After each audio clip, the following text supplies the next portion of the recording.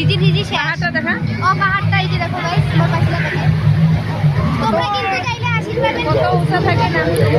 আর আমরা যে উপর থাকি নামছি না গাইস, মানে মেলা উঁচা থেকে আমরা নামছি আর দেখে না এই রাম, খুব সুন্দর ভিউ গাইস, তোমরা আসিস পাবেন।